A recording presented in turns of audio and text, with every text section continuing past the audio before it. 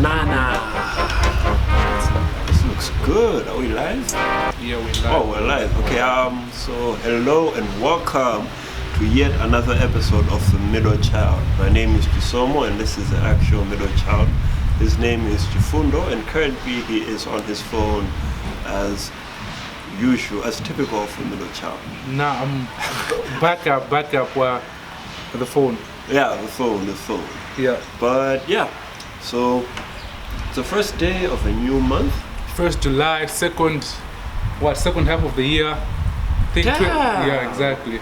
So in the second half. Yeah. It's a miracle. Yeah. How is your year? That's exciting. Yeah, how's your year so far, bro? Chronically speaking, Yeah. it's a very interesting year. I thought we'd not be wiped out by April. What? Oh my gosh. It's Corona. Yeah. You never know who's going to survive. True, But by true. some miracle, people do recover. There's a low mortality rate, but also it's just alarming how, you're done with one wave, then you begin another wave. Like Malawi in the past weeks, we've seen a huge number of Spike, people. yeah. But I think that's because somebody doesn't know how to do their math correctly, because they're always giving us the whole figure rather than subtracting the numbers of those who have recovered, Yeah. and just telling us this is a number of active cases. So that's really the confusing part. Yeah. But at the same time, guys, take care, man. It's still, the virus is still around. I was in town and Sanitize. I was in town and it's packed. No one cares.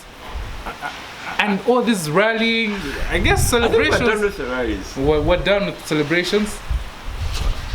Those are two different things. Well, they're two different things. No, but still, the point is clear that we're talking Yeah. about rallies and how there's more people than necessary, and that puts a risk on people's lives, but also on their health system. Yeah. So, with that in mind, stay safe, wash your hands, sanitize, wear a mask. Yeah, wear a mask, yeah. I mean, yeah. And if you're not okay, please do whatever to protect those you love and those around you. But with that in mind, I think we're getting on to today's topic. Yeah, because we've talked about how this whole thing of being wiped out. So if we're going talking about being wiped out, let's say now it brings the question of death and leaving this beautiful earth.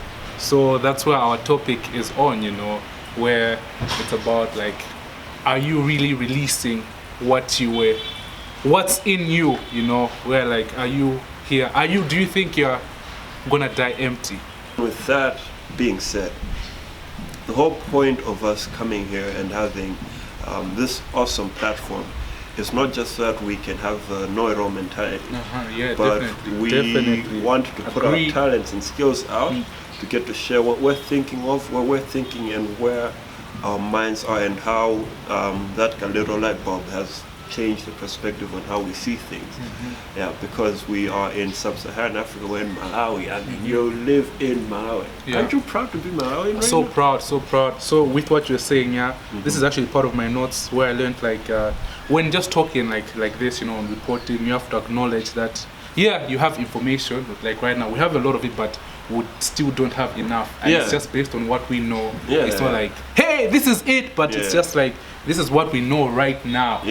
We might change in a year, what we said then is not the same, but it's just we're here, we are, we're sharing. I sometimes think I won't change, but it's going to happen, it's bound to happen. And even in addition to that, sorry, I'm the talkative one, I think so. But in addition to what Chifundo says, I think we're going to go back to my most favorite fun fact, is that every 6 months, the cells in the body die and new ones are regenerated. Yeah. So you're a completely different person than you were 6 months ago. And that's true, even now.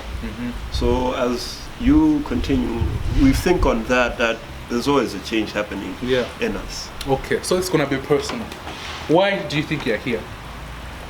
For a long time, I didn't know why I was created, why I existed.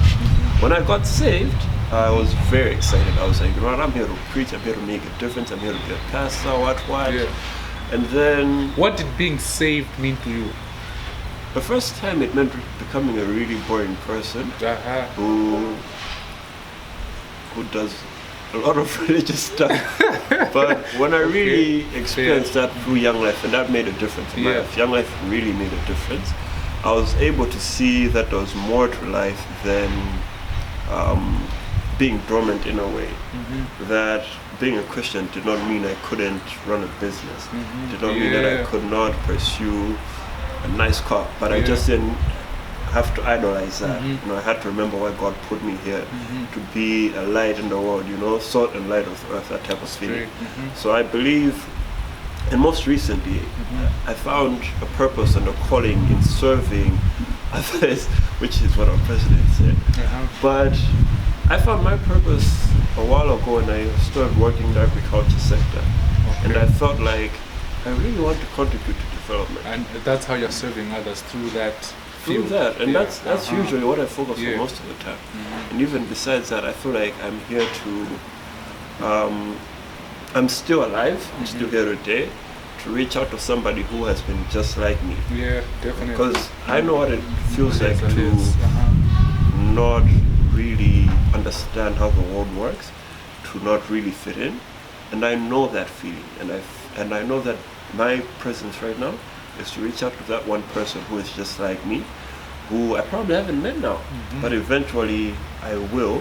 And I'm still meeting people just to get to understand, to remind them that they matter and have a greater purpose, even if the whole world is against you, even when you have nothing, even when you're awkward and weird to people. Okay, so like, fine, but now, like, how are you serving today?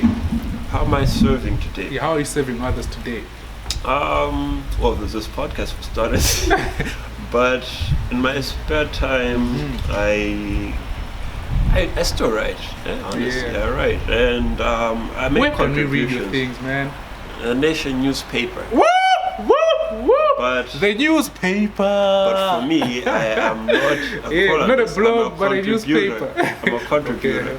Yeah. So I think I can't find the links to those few articles, but if I did, I would share them. Yeah, right, man. But generally, I feel like I'm serving my purpose because in the last year alone, I took part in a speech contest, and I was dwelling on more of technology. Yeah. But I got to write on an assignment for an international NGO.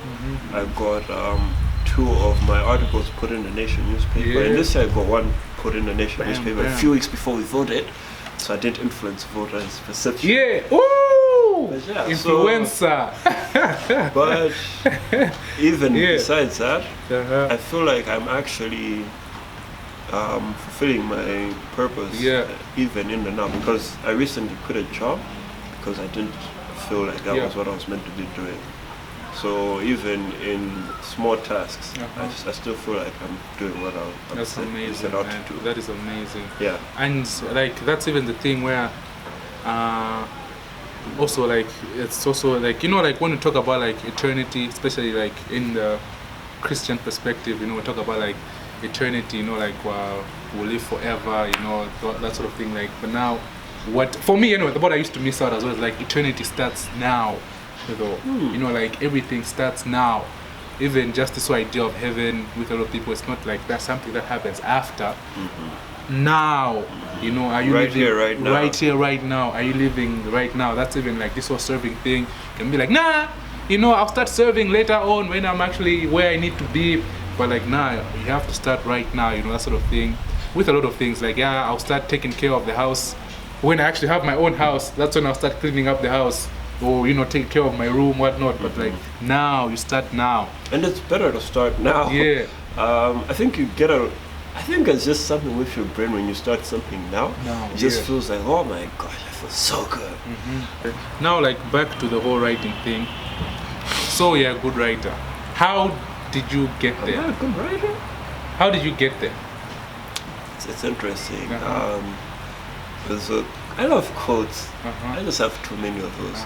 But there's a quote that says, good readers make good leaders. I'm from Malawi, so if you don't get the L's and R's, forgive me. Yeah. But I was always curious. I always loved reading. I loved reading books. I loved reading newspapers. I remember when I was a kid, I just used to read the cartoons. Yeah. So by around 2006, I started reading opinion articles. Yeah. And then the more I read those, the more I got a deeper perspective into different things in Malawi. And I read a lot of political opinion articles. So for some reason, I never majored in political science, thank God. But the reading helped to improve my writing skills.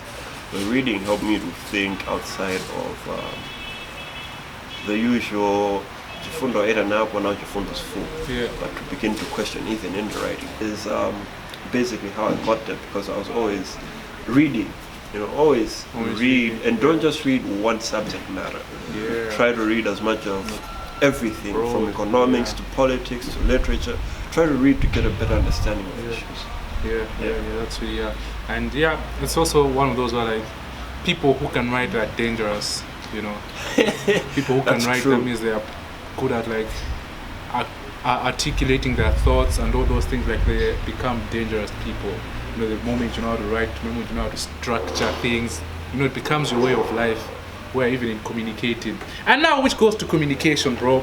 Where like I think now it seems like communication is actually more than a language even. Yeah. Where like I could speak English fluently, but I can't communicate using this fluent English. I can, but someone who can speak English properly knows how to communicate. Where like they can really put the words properly in a way where the message is sent. But me, I can speak English, but I can't really send the message to the receiver to understand it. Even handwriting, like people who are bad at handwriting, but the way they structure their words, people can just like, oh, this is what the person is trying to say, but others good handwriting, but they're like broken structure, I have so bad handwriting, by the way. Yeah. But I think that's actually true. Even I'm going to make a lot of references that are political in nature, but the point is all about communication. Yeah. And in one of the last political rallies by the Tutsi Alliance, if you heard Dr. Michael Usi's speech, he said something that really struck a nerve in a lot of people, because he did not point or blame a specific person, but all he said was, I want you today, when you go home, to your home, when you walk back home, when you're sleeping in your blanket, when you've had your meal, ponder upon this. You think of that as your Malawi. As you're having your meal. Yeah, as you're having your meal, as you're walking home. Because the assumption is my Malawi is green, my Malawi is this. But Malawi is actually what you have at home. How, like, my experience is my Malawi. Yeah, your experience is your Malawi. Yeah. And if you're in an experience where it's continually difficult, where it's either you or other external factors, that's a Malawi that you have in a way created. Yeah. So that ability to say that in Chicho and communicate that was really, really powerful. Yeah. And it got the point across in terms of communication. Yeah. Okay. Ready for... No! I have other colors. I actually have a lot more blue clothes. Oh! In fact, in the next few episodes, I'll make sure that I put on a lot of my blue t-shirts. You just have to keep me accountable, but they have to match with my shoes and my trousers. I'm a very stylish person. Oh my gosh! So, even this, so I was asking like a friend of mine, I don't know if she's my friend, but anyway, I talked to this person. I was like, I feel like style, like to have proper style as a guy, you need, a bit of feminine touch. Something, but anyway. My dad has more style. He's on. Now I forgot you were talking about this already. So we've been talking about like. So lately, I've been around people who like really trying to like just really business ideas. That's the space we're in. A lot of us, and just like, most of them were asking like, is there a market for that? But now it turns out like you'd think like there is actually a market for a lot of things. You think Malawi, we're poor, but you might think, who'd buy a 200,000 shoe? But like you find there's a market for that, because I would assume like for me I'd be like 200,000 for a shoe? Hell no, But in fact, there might be people who can actually buy them in Malawi. Exactly. So this whole idea of like the way what you experience in Malawi is your Malawi, which is like wow. But at the same time, doesn't that also provoke ignorance as well? Where like I think my life is good, so this is the Malawi I see. There isn't a Malawi where like someone is actually struggling, where they're not really eating, but because like the people I'm surrounded by, everyone's, you know, lavish. So I'm thinking, wow, this is Malawi.